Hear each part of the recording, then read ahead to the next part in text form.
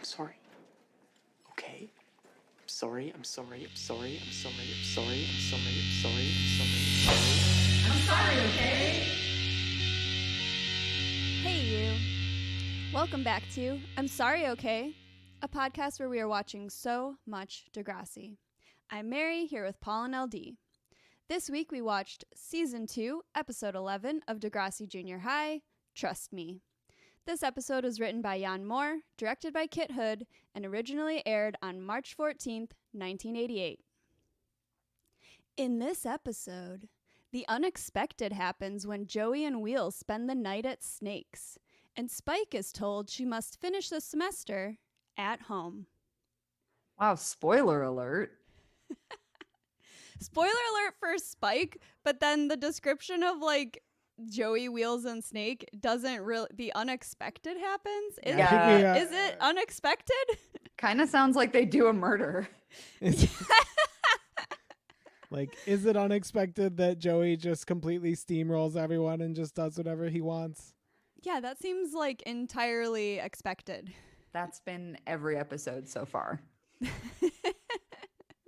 All right, so let's get into it. Okay, so we open with Joey and Wheels pooling their money together while looking at an advertisement for a bass amp. Oh my God. Just from the get-go, this like boys in a band plot. The very first frame, Wheels and Joey looking at this DAC 15B Roland bass guitar amplifier, just giving me solid old man feels. Definitely like pretty much the same exact combo amp that I got. Extremely relatable. And the way that when you were a teenager? Oh yeah. Okay, yeah, that's so this is like the ideal teenage bass amp. Everyone gets a little 15-watt amp. I'm pretty sure we have one like somewhere here. Like it's just something you have. It's nice and tiny, you know, like mom and dad probably won't complain about it being too loud. They're cheap, but you still need to pool your money together. I think it was they have like $90 and need 45 more, so it's like $135 or something. Pretty standard. Oh man, I didn't do the like currency conversion where I'm like, okay, but 100 and whatever dollars in 1988 is worth 8 million now. I didn't. Well, you just did it. There it is. Yeah. This 15-watt amp costs $8 million. So it's basically the natural entry point for teenagers. Oh, bands. absolutely. Yeah, anyone would be. You could maybe get like a Behringer or like a Fender amp or something like that. But Roland is a pretty respectable label. All right. And so Joey thinks that not having a bass amp is the only thing holding them back from breaking into the big time music scene. Yeah, that's it. Yeah, but of course. But Wheels reminds him that Snake is actually into classical guitar now and not the Zit Remedy. I mean, it kind of seems like he's still into both. He does, when they get to their band practice, he does seem like he's having fun. But the other time, a couple weeks ago or whatever, when they practiced, he was not into it. Yeah, he seemed way less enthusiastic. So I don't know what that was about. I don't know. I think maybe it was because he had a secret. He had a classical guitar secret. That's my favorite kind of secret. All right, so Snake interrupts them to tell them that his parents are going to a wedding out of town on Friday and won't be back until Saturday. So he's going to be home alone, but they are not invited over. Yeah, what dude? Like the way he breaks this news, but then he's like, "Oh, but like I didn't mean like that you wait, no." It's like, why was he telling them this?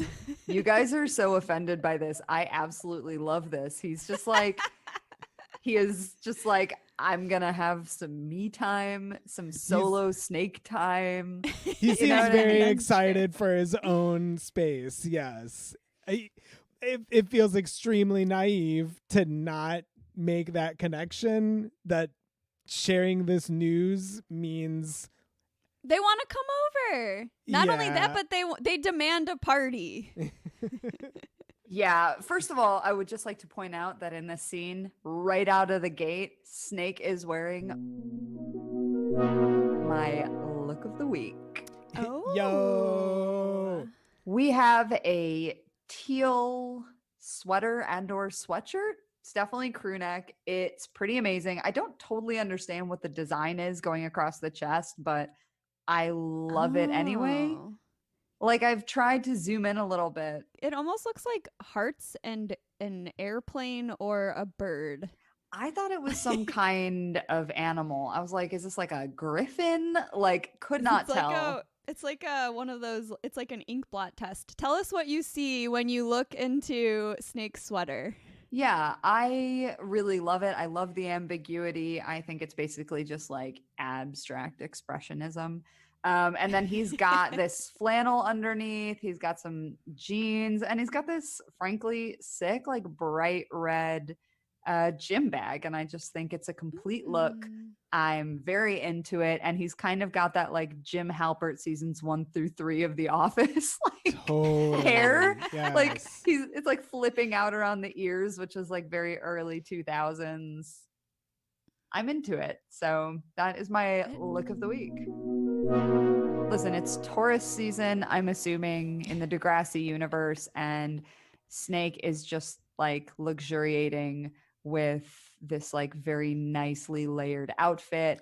Yeah, and he's ready to luxuriate at home alone. Yeah, by like eating popcorn like a goddamn animal. We will get to that. And just watching movies. Okay, obviously it is nice when you have the house to yourself when you're home alone. But when I was younger, I would always just end up getting scared. Oh, yeah. I would like watch something scary and then scare myself. I grew up in a really old, very large house. And so when my parents were out of town, it definitely felt haunted, even if it wasn't. It was just like lots of creaks. It's like haunting intensifies. Once you're home alone, it's just like, here it goes. Like the ghosts know I'm here solo. Yeah, man. There was no like Casper the Friendly Ghost happening in my house. That was like some dead Victorian shit. So like Devin Sawa was not like knocking down my door to haunt me. It was like, yeah, I know. So it was like very creepy. But it was really funny because they're talking about having a party, and I just like, I can't relate to that whatsoever, because first of all, when I was in middle school, I simply did not know enough people to have a party. No. And second of all, I wouldn't have wanted one. They're like, it won't be any more than 20 people. I'm like, oh, wow. Yeah, I didn't know 20 like people. a massive party for like 14-year-olds. Junior high. Yeah. Yeah, man. It's like, have you not seen what happens at Lucy's parties? Like, we're not gonna take that risk in the Simpson house. But like, I was just kind of like, I would have invited maybe like 1 or 2 friends over for like a sleepover, maybe. Yeah, like it was, like, and we'll sort of get there, like they just want to come over, which does make more sense. And when I was younger, I would have like a friend over or something. But like, a party is like kind of wild. Also, they want to invite girls from other schools. Why are they so antagonistic about like Degrassi girls? Right? I guess because they don't like them. I mean, yeah, because they get called out. They're all -0s, remember? Oh yeah. Oh right, that's why. They're gonna find those sunshine girls and invite them over to their party. Oh yeah, absolutely. I'm sure they will be thrilled to attend. In Joey's mind, he's like, those are gonna be our groupies, and you're just like, okay, pal, you are like 4'11". He would truly believe that. So then we go to like Radich's class, and after class, Joey and Wheels are still trying to convince Snake to throw a party, but he tells them that his parents trust him and he's not going to let them down. That is the first of the titular lines in this episode. My parents trust me, okay? I'm not going to let them down. Yeah, we hear that. Yeah, we hear that like repeatedly in this episode. I just love that he doesn't want to have a party and he doesn't want to hang out with Joey and Wheels. He's just like, no, you're not coming over. Would you want to invite these two over? No. I could invite Wheels over, but there's no way without parental supervision I would invite Joey Jeremiah to my house. And he's kind of like, something's going to get broken. and Joey's trying to convince him that Joey's like insisting that his parents will never know and nothing will get broken, but Snake points out that they've never actually been to a party where something didn't get broken. R.I.P. Egbert. I mean, I feel like every friend group at this age has like one friend in it, like Joey, who's like constantly trying to convince their friends to like stick their neck out where they wouldn't, i.e. like, would Joey have a party at his own house? Absolutely not. But Would he is Joey's parents even ever leave him home alone? I don't think it has to be relegated to this age group. I feel like there's these guys at any span of like time. It's at true. Any age. It's someone who wants to use you, right? Like, he doesn't actually care about Snake or what happens to him or any kind of consequences. He wants to use this situation that Snake has stumbled into for Joey's own advantage. But to maybe get more specific about what you were saying, LD, like, at this age, since we're watching like these like young teens, it's like a little more forgivable than imagining some adult acting this way. And there's also an element to it here where you can assume that Joey's parents absolutely don't trust him and probably, like you're saying, Mary, wouldn't leave him home alone. Yeah. But Snake's parents do trust him and do trust him to be home alone. And it's almost like Joey is going to level the playing field. You know what I mean? Like, well, adults don't trust me. Guess what? Now they're not going to trust you either. Yeah. He's just going to drag everyone down with him. And eventually they kind of give up on the party, and then they just shift to trying to convince him to at least let them sleep over. And Snake gives us an "I'm sorry, okay?" I'm sorry, okay? Yeah. I'm sorry, okay? We love it here. I was so thrilled when I saw this. I think I immediately texted you guys and was like, we get an "I'm sorry, okay" this week. The delivery is just It's perfect. perfect. It is perfection. It's perfect too because he's not sorry at all. He's just like, please stop asking me about this. Like, I'm sorry you're upset.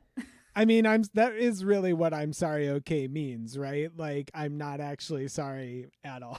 Absolutely. Okay, and then I think it's here. So before we end like Radich's class, they're discussing Tom Sawyer this week.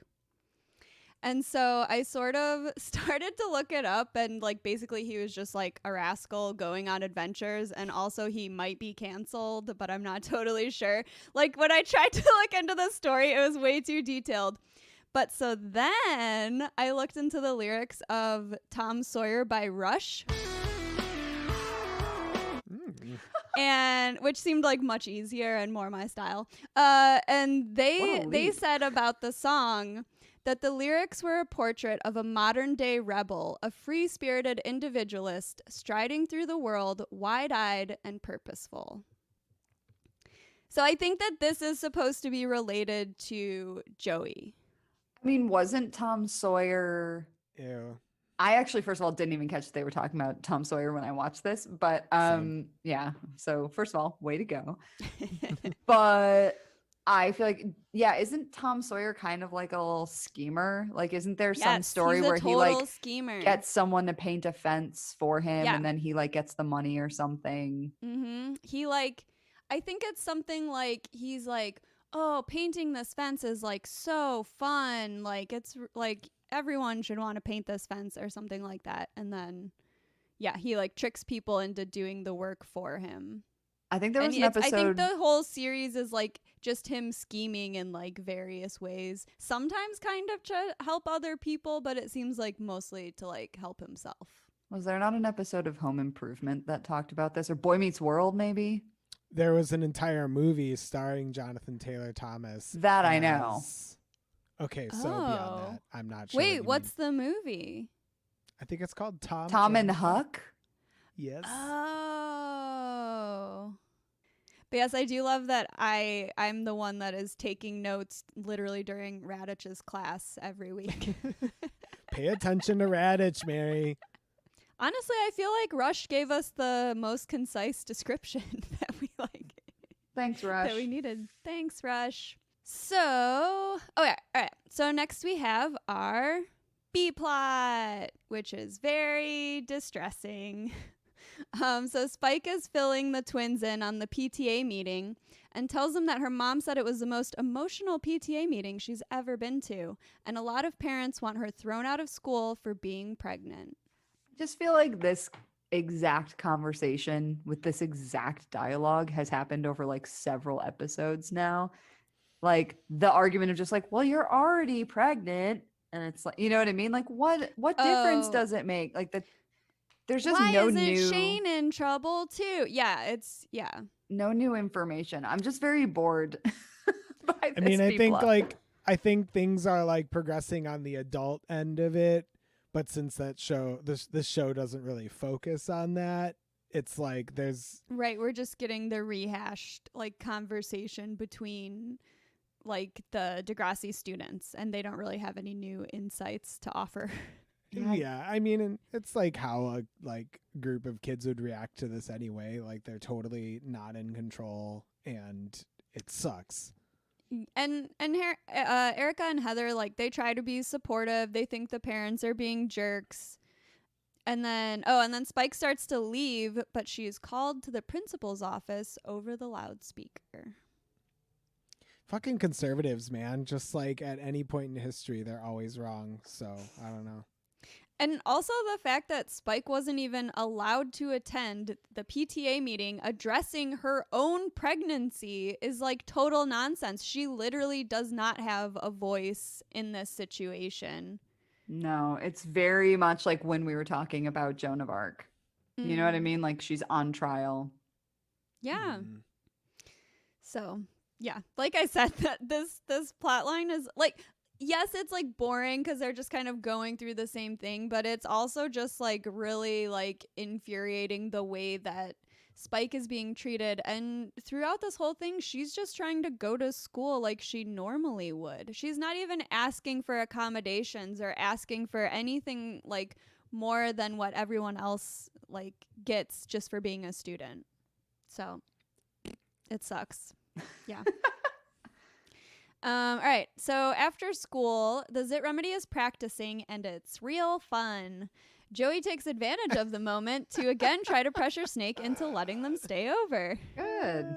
They're still so jacked on this one song, but it's like totally real. I don't know. I wrote in my notes that this is probably the best that this song has ever sounded. Yeah, they're killing it. Oh. 5, 6, 7, 8. Everybody wants something. Everybody wants something.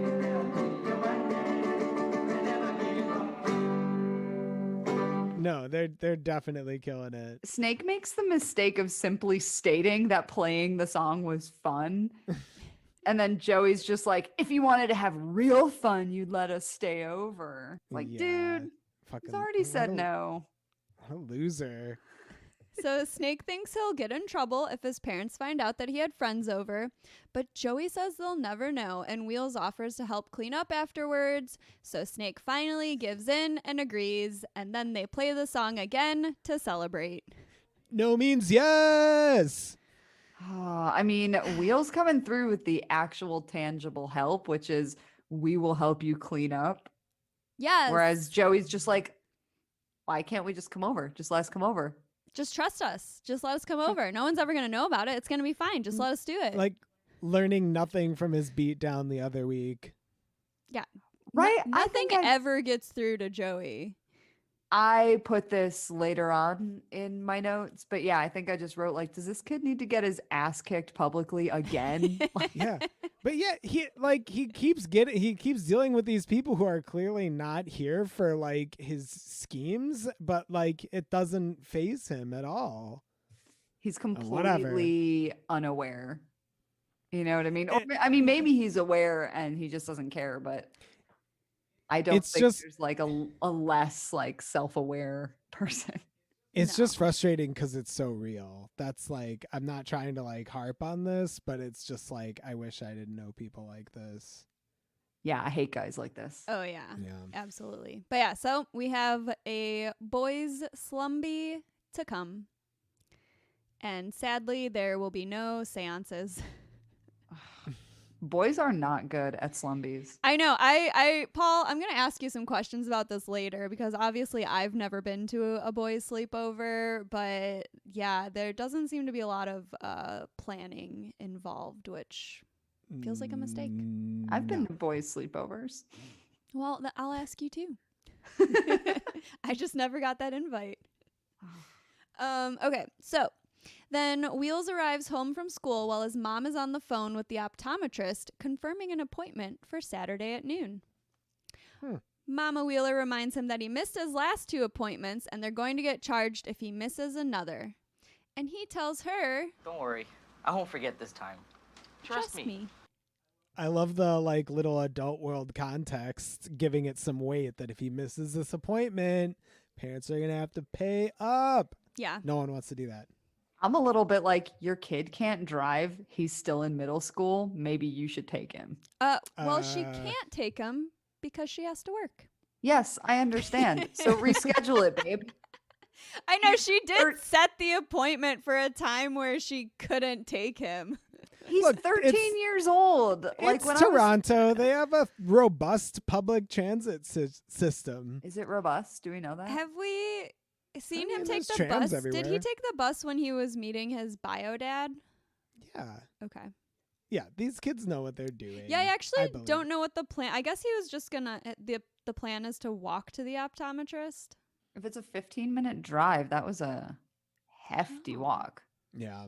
Yeah, how was he planning to get there? Or actually, no, I guess it was 15 minutes away, but they got there with a few minutes to spare. Would have been Yeah, like a it was 20-minute probably like walk or something. 12 It's minute probably like drive? a 7 or 8 minute drive. I don't know. Who cares? All right. Well, so Wheels asks if he can sleep over at Snake's tomorrow, and his mom says it's fine as long as it's okay with Snake's parents. I This is love the most sketch plan. I love that he doesn't outright lie. I think he just says like it's no problem or something like that. Yeah. Yeah, great lying technique. Yeah, We love we- that. We love we to see it endorse here it. at I'm Sorry, Okay, a Degrassi podcast. Yeah, I think finally someone is doing a good job of lying to their parents. Yeah, that's how you, yeah. You Liar tell of the most year. of the truth, and then you just omit Keep certain it short. details. Just keep it short. All right. You're welcome. Before we move on, I just got to say, Mama Wheels looks amazing in the scene, and she is my look of the week. Yeah, This is she the looks most- amazing. She looks so good. The most basic outfit, but she's just killing it. Okay, so she's got like this crew neck sweater, and it's like a little fuzzy. I don't know what that like type of material is. I never know anything about clothes in these. That's my only real problem here. It's either an acrylic or it's gonna be like a mohair or like an angora. Mhm. It's Yes. soft looking. Her hair's kind of big, which looks great. I think she's And got a she's little got these perm. She's got these big old glasses that are obviously real, and she is farsighted as hell, and I love that for her giant magnified eyes. Gonna go on a mini rant. I love seeing visual handicap represented on television and not just fashion lenses with no prescription slapped on an actor. Boo! What is your prescription, Paul? It's bad. Well, it's not bad. It's just special to you. It's significant. Significant. It's a beefy prescription. I'm very nearsighted. Anyway, Mama Wheeler looks great, and she looks like she's ready to go to the Frankie Cosmos gig, and I love it. I also love it. I too love it. Wonderful. So Great, I'll well, check now- back in with her later. Wheels and Joey show up to school the next morning wearing cool jackets and carrying their sleeping bags because the slumby is on. Hell yeah. But first, they have to sit through Radich's class. Mm. When class ends, Erica stands up and asks Radich if he thinks it's fair what's happening to Spike. Radich is caught off guard, and everyone stops by the door to listen to his answer. He tells them that his thoughts are irrelevant because the board has made a decision and they have to live with it. The twins think it's unfair, and he tells them that schools are funded by taxpayers and a significant number of them are assholes, basically. That's what he says. Once he mentions taxes, Joey drags Wheels and Snake out of there. The twins ask Raditch how Spike is supposed to finish her year, and he tells them that they can help her finish at home by taking her homework and assignments to her. Expert politician move. Total redirection of their anger with little menial task assignment. Extremely smooth. I guarantee this dude works for the Biden administration. Yeah, like they're really aggro, and then he's like, well, maybe someone will help her and bring her homework and assignments, and they just start smiling, and they're like, okay. Great. Yeah, he's like, so I'm not going to give you guys universal health care, but how do you feel about like an expanded network of GoFundMes? Yeah, exactly. I did like this kind of like Gemini chaos from the twins, though. They're like polite and they wait until class is over, but then they totally put like Raditch on the spot as an adult with like some kind of authority to see whether he actually agrees with like what's going on. But then they just like totally drop it, which is kind of disappointing. But I mean, what else can they do? He gives them a very like kind of political like answer. Did anyone else think it was a little weird that Spike seemed fine with basically being debated in class, but the week before she was kind of like, I'm not public property? Like, I know that she's closer with the twins, but I just thought she didn't look upset by any of this. She was just kind of sitting there. She seemed like she also wanted to hear what Raditch thought, and Raditch did. He like kind of looked at her. He almost addressed his answer to her rather than like the whole class, and just kind of saying like, that's the decision and we just have to live with it, although that's really not very encouraging either. I mean, I'm sure it's an awkward situation as a teacher who probably answers to the school board and like they're the ones that are like in charge of making this decision, but also like fuck lukewarm responses from people who are in a position to, I guess, voice their, I don't know, like opposing opinion. Like, he's a teacher. He works with Spike every day. He could speak to her character. He can attest to the fact that she's like a hardworking kid. He could work with her mom. You know what I mean? Like, right. That she belongs in school. If that's what she and her mom like both want, then he could be advocating to like keep her in school because he knows that she is a good student and he wants to like help her finish her year. Yeah, but none of that would like do any good in a situation where he's being like confronted by students. Like, no, but if he had gone to the PTA meeting and spoken about it. Right. So like it's already too late, basically. Mm-hmm. It's been too late for Raditch to be a guy for a while. Yeah. That ship has sailed. Also, taxpayers? Yeah, Okay. fuck that. It's like pretty weak, and it's like, so I don't know. So if the taxpayers don't like something, they just get to decide who gets to attend the public school that they're funding. Like, it just doesn't really like, it doesn't track that. Well, they can do it in this situation, so then why can't they kick out any school or any student for any reason? Yeah, like, man, there's if nothing that's the case, specific then to we this situation that's like someone like Spike specifically doesn't belong in school because she's pregnant. Like, I don't think that you can make that argument in a compelling way. When you're a conservative, you can do anything. When you're a conservative talking to other conservative parents, it doesn't really matter if your argument is compelling. It just matters that they agree with you and you're in an echo chamber. Make it sound scary. Yeah, it is depressing though. The twins are, just trying to like find just any adult to like, I think in some ways to just actually talk with them about this, but they don't really get much from Raditch here. No. All right, so next we're cut to Snake's house. So Snake says goodbye to his parents as they get into a cab while Joey and Wheels very obviously hide behind a neighbor's car. So I put in bottom tier. I put in my notes, I honestly wish that the person had gotten in and drove away, leaving them out in the open, ducking behind nothing. With their little sleeping bags. Yeah.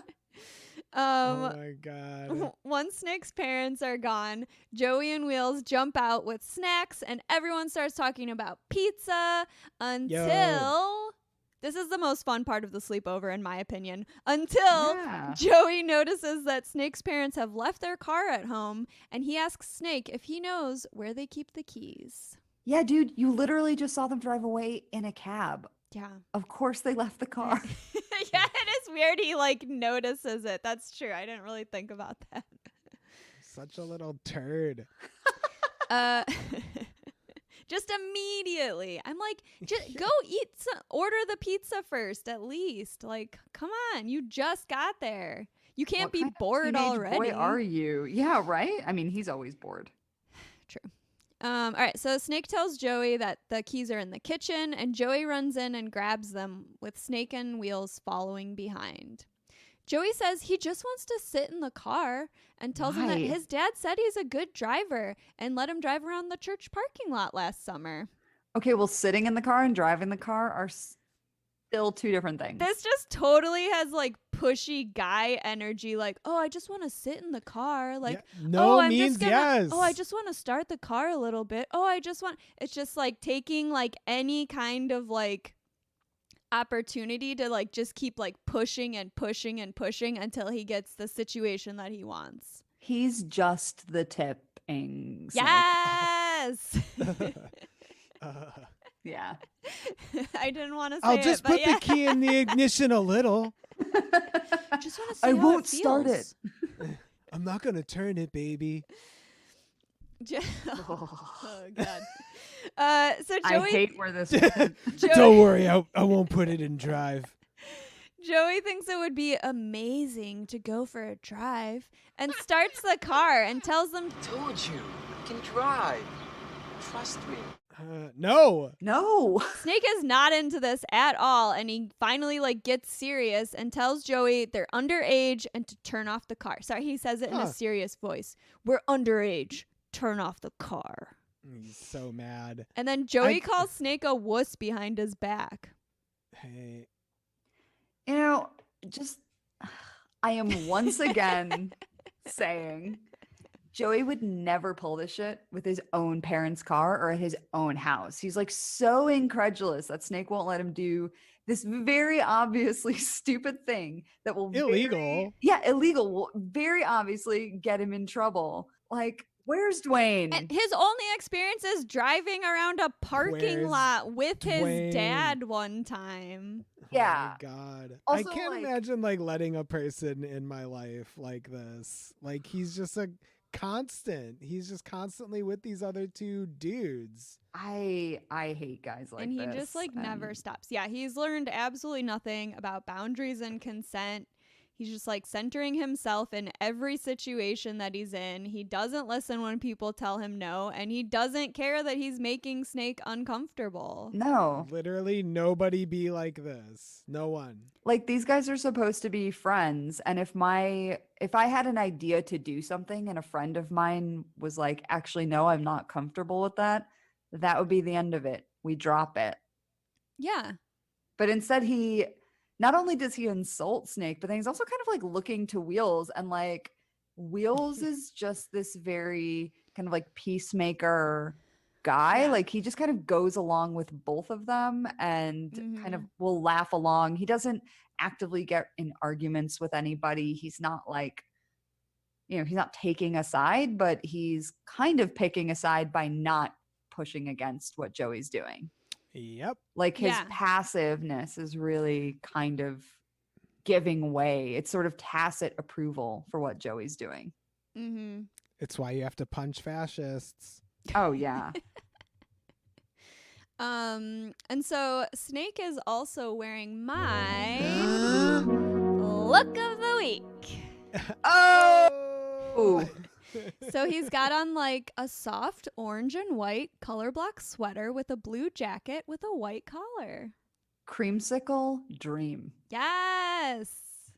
Oh, okay. So this is where I want to talk about boy sleepovers, because in the next scene we just cut to we kind of skip over the whole entire sleepover, and get to like kind of the end of it. So we cut to Snake and Joey eating popcorn, watching a zombie movie, while Wheels is passed out on the couch behind them. Joey changes the channel to watch music videos, saying they need to study them for when they make their video for their one song. Sure. But Snake says the Zit Remedy is never going to make a rock video. Never! And then he changes the channel back. They start arguing and wake Wheels up, and he turns off the TV and tells him to go back to go to sleep because it's almost 5 o'clock in the morning. Oh my God. This is what I mean, where I'm like, wait, what was the slumber party? Was this the whole thing? Just them Yeah. sitting here eating popcorn for like all Yeah. night long? Yeah. Yes. That's What else it? would you do? Ma- A Mary, did you have seance. friends growing up? There aren't activities at boys' No. slumber parties. You play video games, you eat pizza, you burp really loud. Yeah, that's it. That's it. I want a seance. I want light as a feather, stiff as a board. No. I want to talk no. about That's too much work. crushes. The pizza and popcorn, obviously, that can stay. This is all pre like video games too. So Yeah. like there's literally they have is only TV. movies. I mean, fine. I guess I would also be bored at the sleepover. Actually, I'd be Wheels. I'd be like, all right, it's 5 in the morning. I think it's enough. and yeah. Joey wants to buy another pizza with the band money.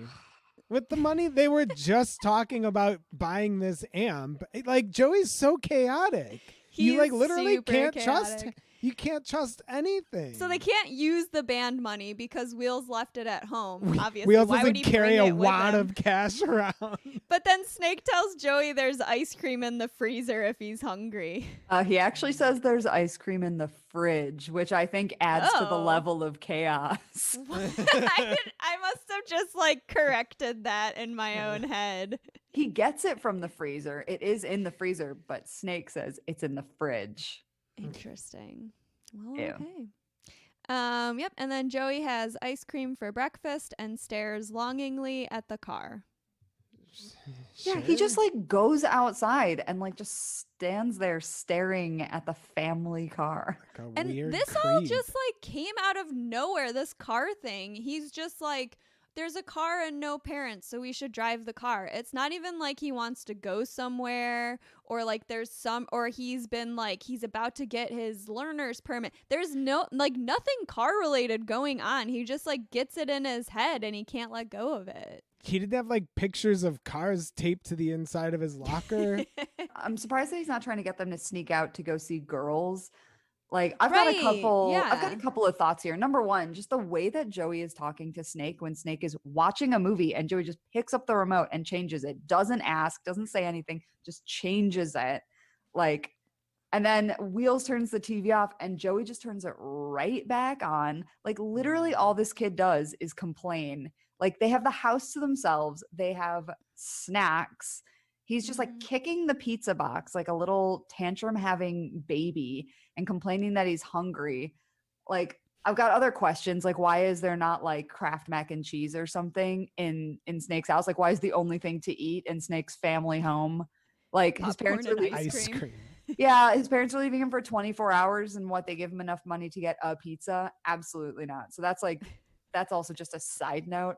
But I'm just kind of like, God, Joey is just such a loser. Like, sorry to all the Joey stands out there, but like, what a crappy friend and what an absolute loser.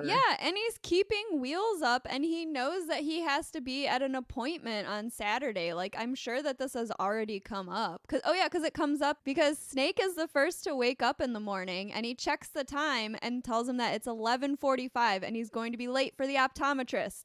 Who So could have basic- predicted this? Yeah, so they stayed up all night long and then fell asleep in the morning and now it's 11:45. Okay, can I just say something though about Wheels here? Once again, his like passiveness really gives way to just ridiculousness because what he could have done if he were a little smarty is he would have just been like, screw you guys, I'm gonna go sleep in Snake's room. Like, Yeah. you know what I mean? Like that's what I would personally do and I think have done. Like I think I went to a sleepover once in like grade school where all the girls were staying up super late and they were just being like really horrible and like, you know, drawing stuff on the sleeping people's faces and dumb stuff like that. And I just like went upstairs and slept somewhere else and I got great sleep. Hell yeah. Smart. I never actually went to like a mean girls sleepover, I think. Oh, I think the only girl slumber parties that I ever went to were kind of mean girl slumber parties. Mm. There were some all right ones, I guess, in like later middle school, but for the most part, like when I got together with like groups of girls, it was like everyone was just being mean, and then when I got together with like groups of boys, it was like we just watched a bunch of movies and farted a lot. I gave up an opportunity to see Michael Jordan play for the Chicago Bulls because it was my friend's birthday sleepover, and then they like dunked my underwear in Mountain Dew or some shit. The like underwear I was gonna change into the next day or whatever. Yep. No. Oh, it gets worse than Joey. It gets so much worse out there. Yeah, I It's guess at least they're true. not pranking each other at a 3-person slumber party. I got my hand dunked in hot water while I was sleeping, Hot water. or warm Yeah, it makes water. you- Oh, warm. Yeah. I was Yeah. oh, sorry. I thought they were like scorching your No, they fingers weren't burning me. on top of trying to make you fucking pee your pants. No, they weren't disfiguring me. They were just humiliating me by forcing me to urinate in the bed. So, girls. Oh, wow. Well, I've definitely never woken up in a sleepover completely in my underpants. I will just put that out there. That is Yeah. okay, yes. Not So a situation I'm familiar sometime with. between 5 a.m. and 11:45 a.m., everyone has removed all of their clothing except for their underwear, although Snake is technically in long underwear. But I'm just like, excuse me, what? Why and when did this happen? These boys are very comfortable with each other. I actually really liked Wheels' little undies, though. They were like teal with white piping. I almost made it my look of the week. I did too. But then I was I was like, this ooh, I is- would totally wear those like boy-inspired briefs. right? Like, all right, tomboy. Like, and then I was just like, oh, this is fucked up if I make this my look of the week. It's there's something about it that's creepy. It's I- creepy because they weren't like dressed like that before. You- when they were and- they were like laying down as if they were gonna go to sleep at some point, but And then I they feel like all at a just slumber I'm party, like, you just- what prompted this? Yeah, you just pass out in your clothes at a slumber party. That's how that goes. Like what? I don't. What? No. You bring jam. Yeah, you bring you- cute Well- jammies. You bring your so jam that you jams. look the cutest. I'm sorry to bring gender into the equation here, but some of us have been to an all boys sleepover and not all of us have. Oh, you cut me deep. Wow. I'm so sorry to do that to you. But I've been to many sleepovers where that's what happened. Everyone just passes out. Like literally in your clothes, not even in like boxers and a t-shirt. No. I don't know. That would. Okay, I'd actually really like to crowdsource some answers on this one. So if anyone is listening, please tell us what you wear to a slumber party. Yes. Like for me, it wasn't even about having like cute jams. I think for me, it was just like what's going to be the most comfortable and the least embarrassing. Exactly. Yes. Oh, totally. Which is actually Like- just like how I dress as an adult. It's like maximum comfort, minimal Yeah. embarrassment. You have to prepare for, okay, what am I going to wear when we're hanging out? What am I going to wear to sleep? And then what am I going to wear in the morning? You got to pack like at least 3 outfits. I would probably be wearing a t-shirt and jeans and then change into pajama bottoms. So I've still got the same t-shirt on. And then the next day, just put my jeans back on. That makes sense. I'm like a capsule wardrobe person, but for slumbies. I'm more of an over-prepared person. You're a maximalist, and I really appreciate that yes, about you. a maximalist. There you go. All right. So as we mentioned, Wheels is not wearing clothes, so he jumps up to grab them and tells them that his parents will kill him if he doesn't make it to his appointment. But Snake tells him there's no way to make it to Queen Street in 15 minutes. But then Joey says he can make it if they drive, and he and Wheels both try to convince Snake that they should take the car. Okay, I would just like to say that in this conversation where Joey is basically like convincing Snake that this is a good idea, No, forget it. Yeah, Snake. You're so selfish. This guy's our buddy. When friends need help, you help them. I don't truly believe that Joey in any way cares if Wheels gets to this appointment. He just No. just wants an excuse. He's a total opportunist. Okay, Yeah. cool. Just making Yeah. sure we all like Oh my agree on God, that. yeah. But this is what his plan was missing before, because his plan before was just like, it's going to be amazing if we drive the car. Aimlessly But now, drive. but now at least there's some kind of like mission. Sure. And next thing we know, Snake has agreed to this plan and they are taking the car. Oh, Snake, baby. Then Joey, like Aaron before him, accidentally drives backwards instead of forwards when he's pulling out of the driveway. Like Aaron before him. Y'all remember Aaron? Yes. Truly terrible. I did have to look up his name. I was not sure there. Yeah, my dad lets me drive slow on the driveway. I'm an excellent driver. All right, so yeah, they start driving, and Snake is already about to freak out when they drive past some girls, and Wheel starts catcalling them, and then Joey gets distracted and honks at them and just blows through a stop sign.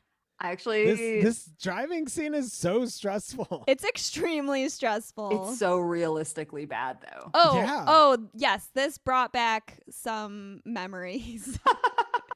Does anyone want to admit to any car crime? Okay. Yep.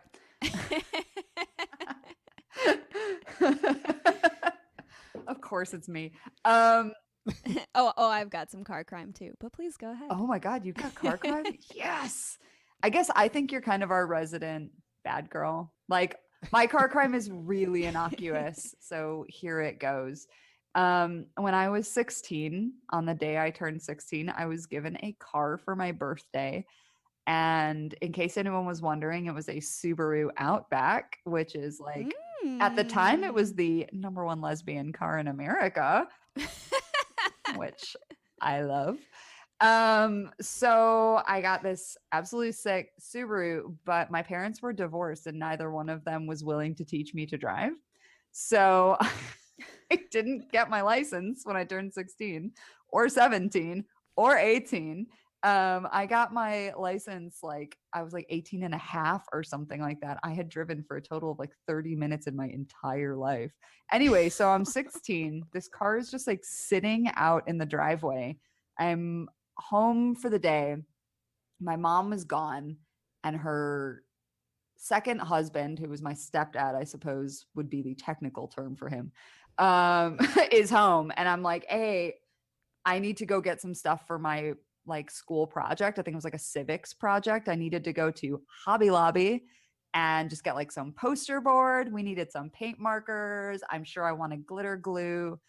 I went really hard on those posters, so it could have been anything. So he told me no, that he wouldn't take me. And so I just like called my friend who had a license, obviously was not insured on this car. And I don't even think I was insured on this car because I couldn't drive it. And so I had my friend come over and I just like took the keys and we took what was technically my car, but like not really my car to go to Hobby Lobby and brought it back. I will say that the main difference between myself and Joey Jeremiah is that before I took the car, I walked fully around it to see what sort of condition it was in before taking. Oh, that information will be helpful some later. Foreshadowing. I also like took exact note of like where the seat was, where the mirror was, like actually took down notes. You're doing like recon Yeah. before your car crime. I get that. My mom also taught me to put things back the way you found Yeah. them. Even when it is because of a crime. But Yeah. yeah, the cherry on top of the story, by the way, is that my stepdad was such a prick that he not only reported the car as stolen, he reported me as kidnapped.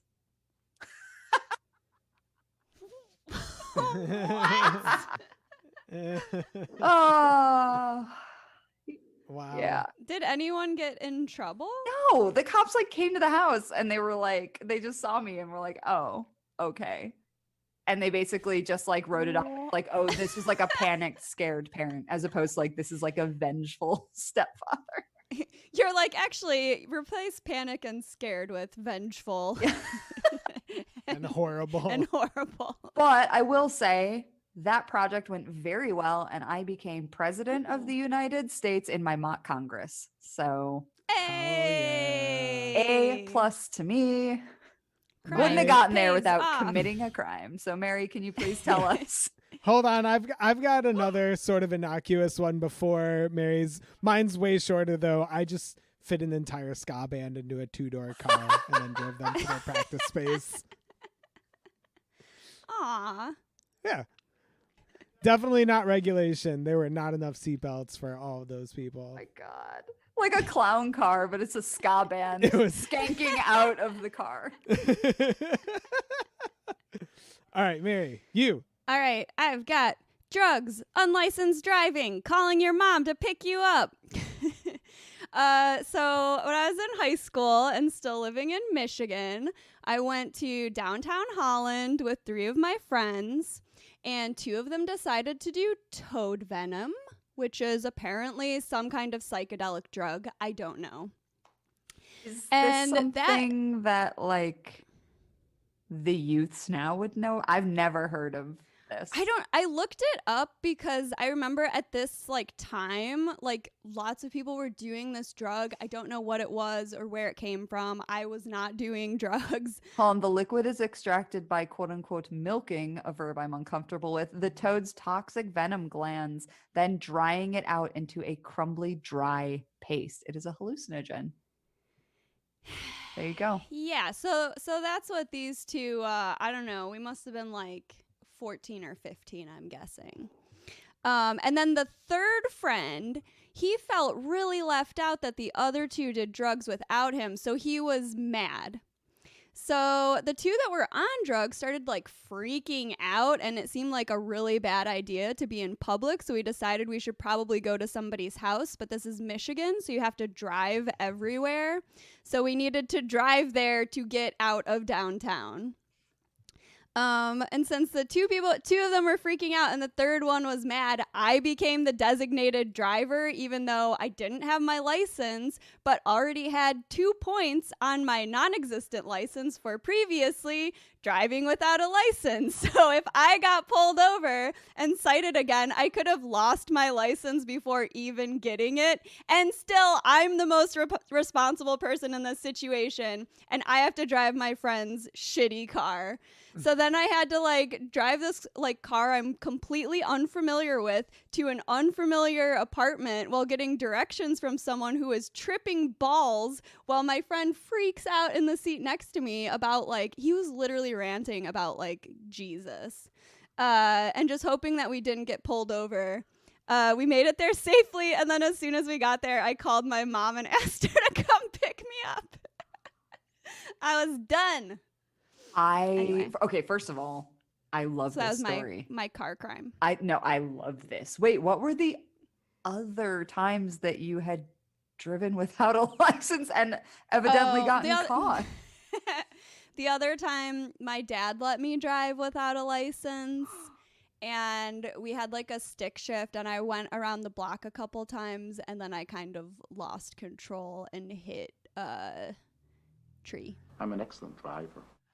Oh my God, like that episode of Bob's Burgers where Tina is driving in a parking lot and there's literally only one other car moving so slowly but doesn't swerve out of the way.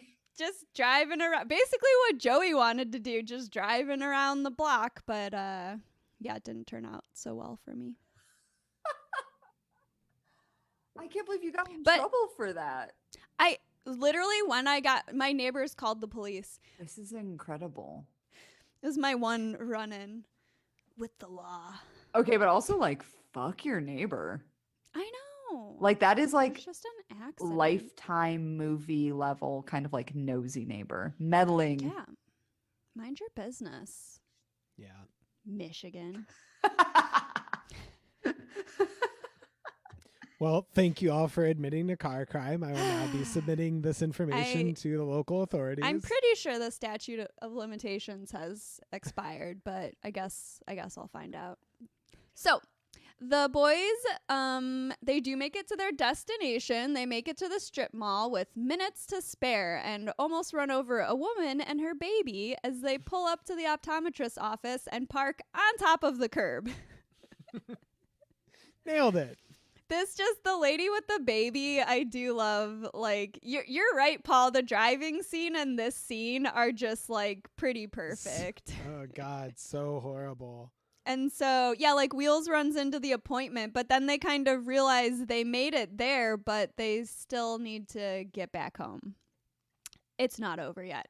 However, Joey is not ready to go back. Anyways, we're not going home right away. I want breakfast. So Joey once again completely disregards Snake's feelings to do whatever he wants. Joey's canceled. Like, he can't, it doesn't even get through to him that he's gotten away with something. At least halfway. He hasn't even fully gotten away with it yet. And he can't just, like, take that win. That's all he wanted was a drive, right? He got to go on the drive. And he still can't let it go. He's just, like, still pushing it. Plus, they're running out of time for, like, Snake's parents coming back home. Like, I mean, maybe that's part of it for him. It's like thrilling. And also, like, the whole promise was we will help you clean up. Yes. And like no one, obviously with Wheels gone. Right. And we know that Joey's not going to help anyone do anything. Side note though, is this the first time that we hear that Snake's real name is Archie? Oh. Joey does sort of sarcastically call him Archie. Yeah. Joey. Snake. Joey. Archie. A little reveal. So we learned more about Snake. All right. So yeah, next we're at the diner. And Joey asks Snake what he thinks of Spike being kicked out of school. They both think it's unfair, especially since Shane didn't get kicked out. I love that this dude is just like, all right, now let's just have a normal conversation. Hey, what do you think about stuff like- What do you think about current events? Seriously. But okay, I also just want to pause here. Instead of applying the same punishment to Shane proves why the decision to kick Spike out of school doesn't make any sense unless it's a punishment for having sex.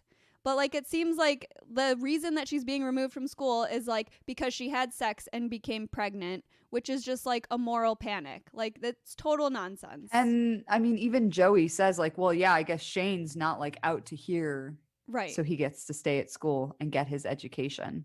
But yeah, it's interesting that like rather than deciding not to apply punishment at all, everyone's just like, why don't we apply this like very carceral kind of framework to both young people? Yeah, let's punish Shane too. That's the conclusion they keep coming to, and it just endlessly like irritates me that they can't, like, that's the only nuance they can see in this situation. That's what happens when conservatism gets its way. Then everyone is a prisoner. Truly. I'm shrugging, but you can't see it. This place is a prison, and these people aren't your friends. What does it take to get some fries in this place? Snake watches from the diner as a car backs right into his parents' car, and then he runs outside to find that the taillight is broken. Love the swerve. Love a really good swerve here. Because we all know going into this situation that something bad is going to happen. Like, as a viewer, it's just like, all right, get us to the good stuff. And then it's not even their fault. Mm-hmm. Which I actually like. I like that it wasn't like necessarily a direct result of well, it's sort of a direct result of Joey's actions because he took the car. But you know what I mean? Like, he didn't cause the damage. Right. Yeah. But Snake still blames him, and Joey apologizes. And then he says he has a new idea to fix things. And again says, trust me. Yeah, Snake snaps. You did this. Me? No, I didn't. I was inside with you. None of this ever would have happened if it wasn't for you and your crazy idea. I mean, rightfully so. It's a tough one with this episode because I really feel for Snake. It's like when you've got someone who's being that aggressive and I wouldn't even say persuasive, just very aggressively kind of like hounding you. Belligerent. Yeah, belligerent. Perfect. When you've got someone who's being that belligerent, it's difficult to stand your ground. Yeah. You know, even when you definitely don't agree. You know what I mean? Like, he doesn't want to do this. He's not happy that they're out. He wants to be home. He didn't even want to have them over in the first place. I'm not even supposed to be at work today. So, like, it's just one of those things where it's like, I really feel for him, because, like, it's easy, I think, to say, well, if he didn't want to do that, he shouldn't have said yes. But when you've got your basically two ostensibly only friends standing in your living room in their little undies being like, come on, you have to do this. It's kind of difficult to still, as a 13, 14-year-old boy, be like, yeah, okay, you know, I'm actually gonna stand my ground here and set a firm boundary with you guys and say no. And plus, at that point, it's 4 Wheels. I just want to back up a little bit, because at the diner, Snake was kind of like nervously looking out the window to make sure the car was okay. And Joey was telling him that he needed to relax, which I just think is like very kind of like toxic friend behavior, because obviously, like, Snake being a little bit nervous about the car that is not his, that they are not allowed to or insured to drive, that he'll get in huge trouble for having taken. You know what I mean? It's just every moment that they have it is like them at risk of getting in trouble, not only with their parents, but also with the police. Yeah, man, or getting physically hurt. Or hurting somebody else. He could swerve and hit a tree. It is like very, like, especially the drive there was incredibly stressful. But you're right. Like, now Joey's just like, relax, man.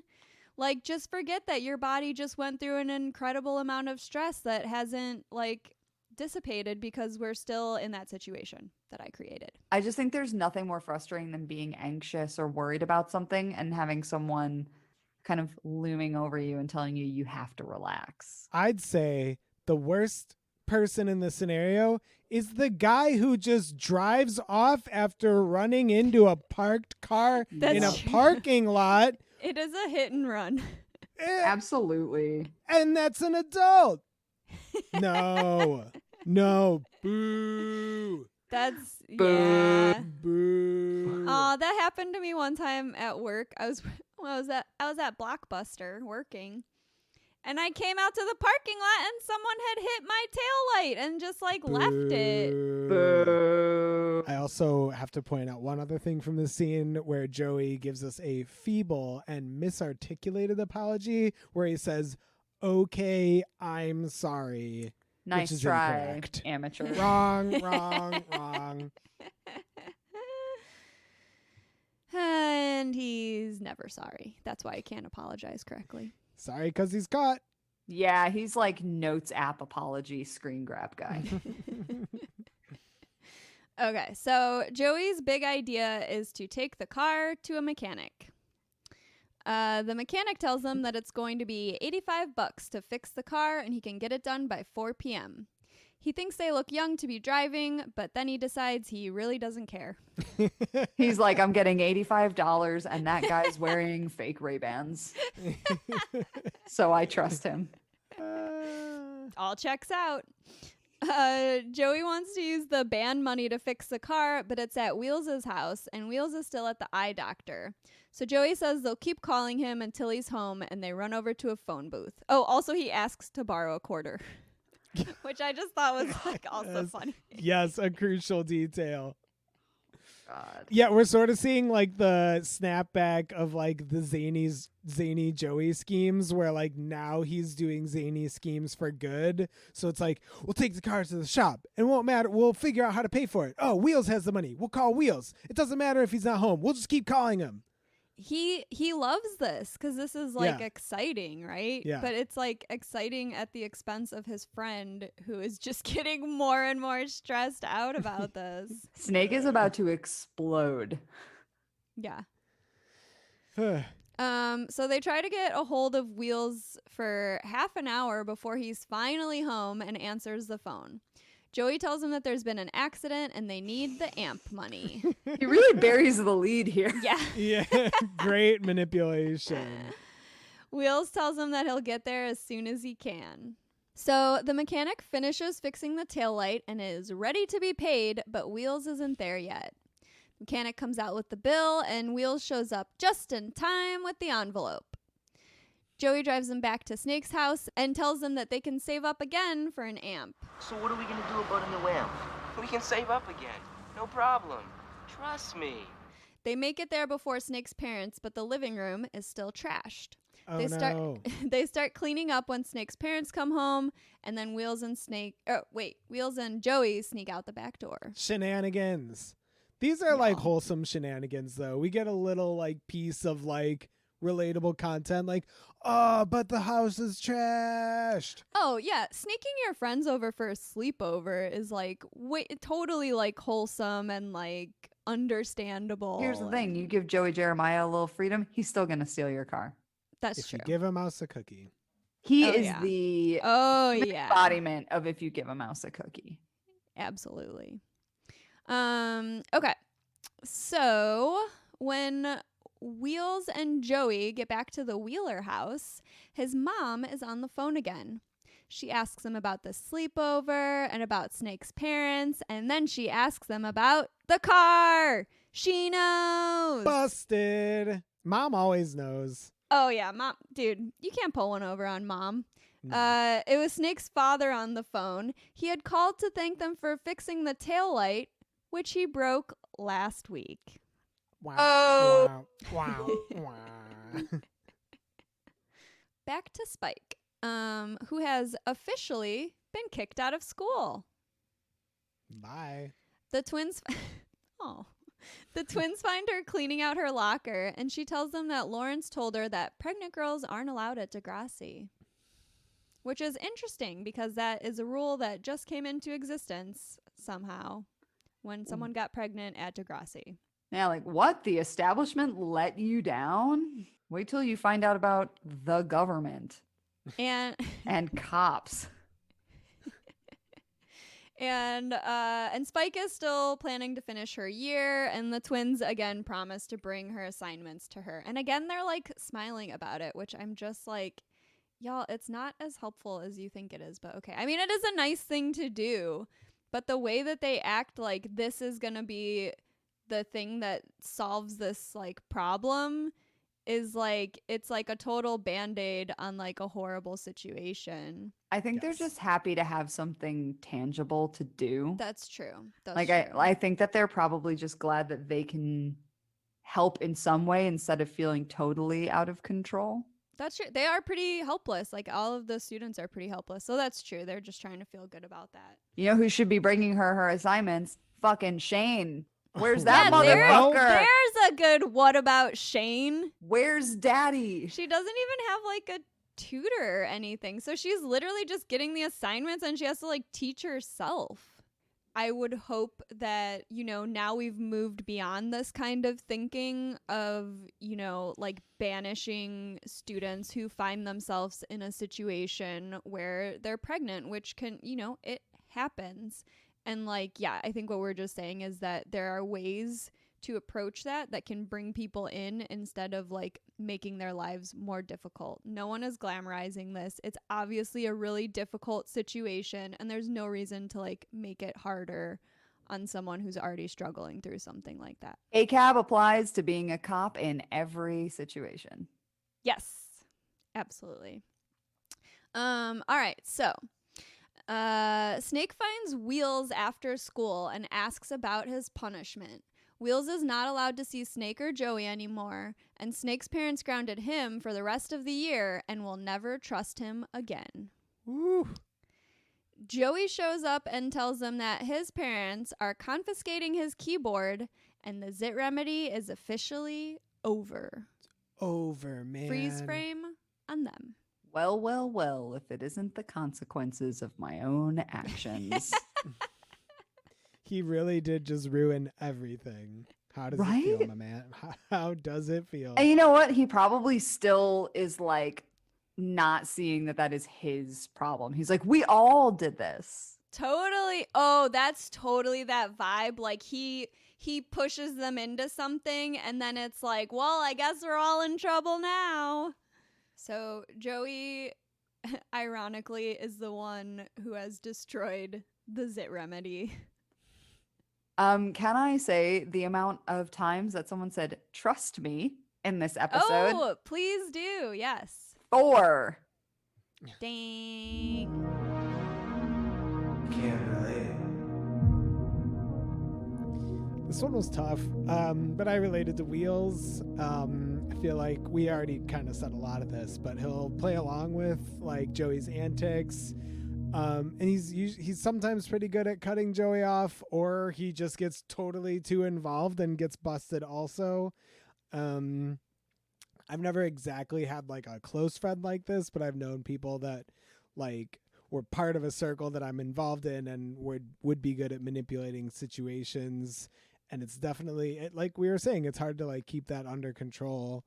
So yeah, Wheels doesn't like he's not as in it as Snake is, but he gets caught in like these problems that Joey is creating. Hate it. I had a hard time with this one, but in the end, I think I did relate to Snake. I was often the kid who had either out of town parents or just generally like absentee parents who didn't mind leaving me alone for periods of time. So my friends often wanted to do big slumbies at my house, and I often found myself pushing against people's kind of like risky plans where it was like, let's play truth or dare and go do this thing, or I dare you to go do this thing. I don't know. And so I would push back against a lot of stuff, but then eventually you have to say yes to something. Otherwise, everyone's just kind of gonna, rag on you a little bit. But unlike these guys, I checked the car for busted taillights and scratches before taking the family car without permission because I am no Bush League hooligan. Damn. Nice. I also related to Snake because I usually just want to stay home and watch a movie, but I'm sometimes convinced to go out, and then I end up wishing that I had just stayed home and watched a movie. So, friends, what did we learn today? I learned that it's important to shut shitty men down. Shitty men will manipulate anyone, including other men. Beware! Oh, I love a warning. I think this week we learned that your friends should never pressure you to do anything that you're not comfortable with. Joey cleaned up this mess kind of by paying out of the group band fund to get the car fixed, but he put everybody at risk and now they can't have a band. I think that the lesson here could be to stand firmly in your own boundaries and not let people push you around, but I'm kind of a wuss and this is hard for me, so my personal advice is to just not be friends with shitheads in the first place. And to assemble a wholesome group of quiet nerds who won't force you to have your stuff taken away. Aw. Today we learned never to trust Joey Jeremiah or anyone who won't take no for an answer. Snake knew that having Joey and Wheels over was a bad idea, that taking the car was a bad idea, and that going out for breakfast was a bad idea, but he kept giving in to Joey because it felt easier than standing up to him. But every time you give in to someone like that, they will only use it to push you even further the next time, so you really need to shut it down early and be mean if you have to. Trust me. Oh! Trust me! You can listen to I'm Sorry, Okay, a Degrassi podcast on Acast, Spotify, Stitcher, or wherever you listen to podcasts. And if you enjoy what we're doing here at I'm Sorry, Okay, be sure to give us a rating and a review on Apple Podcasts. And thanks for listening. You can follow us on social media at I'm Sorry Okay Pod, OK is spelled OKAY, and email us at I'mSorryOKPod@gmail.com. That's it for Trust Me. Next week we'll be watching He's Back.